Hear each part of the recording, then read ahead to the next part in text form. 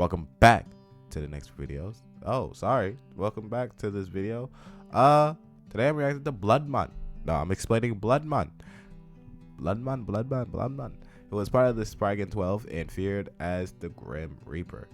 He was also he's effectively wielded the curses and the 9 demon gates and their king. Of course, he has a wyvern type appearance.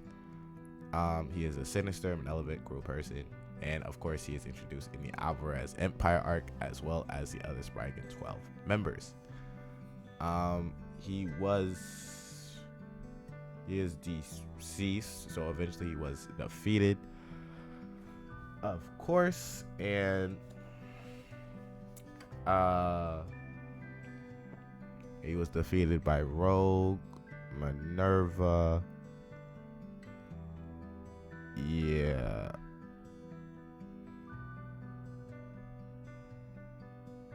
Rogue eventually defeats him, but was summoned and eventually defeated.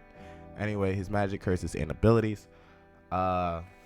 First seal allows him to deform and shape and move his body however he desires. Magical barrier particle mass also made arm and turns it into a long range attacks.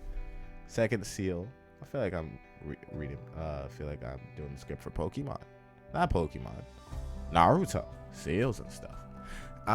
Second seal was able to release the second, which summons a Sea of Skulls. The third seal upon completely changing his form body into the dragon form like state, enshrouding himself in poisonous magical barrier particles. Over Skeletor, along with the third seal, creates a vortex of skulls mounted atop tendrils of energy that seeks out life and attempts to steal it. Can also use Bomb Curse, similar to his original user. Explosion with a wave of his hand, exploding spiral. Of course, just makes a circle of explosions. Tang and Goken can swing and use his arms as if they were extremely sharp swords.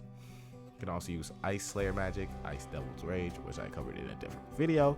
Should pop up at the end. Thorn Curse, Absorption Curse, Calamity Curse, Calamity Curse, Necromancer, Demon Eyes, Macro, and Ice Devil's Rage. Ice Devil or Ice Magic I did cover in a different video, just because Gray does use a similar kind of magic. I think he uses the same kind of magic. Of course, he's a hand-to-hand combatant and immerse curse power, magic power, and etc.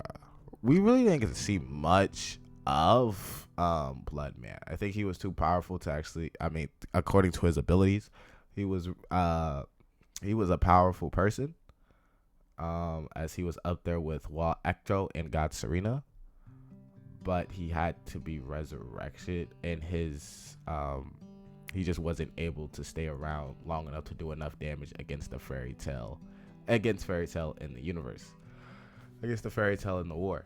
But insanely powerful. Most of his abilities, or at least the ones shown and the ones I've researched, was not shown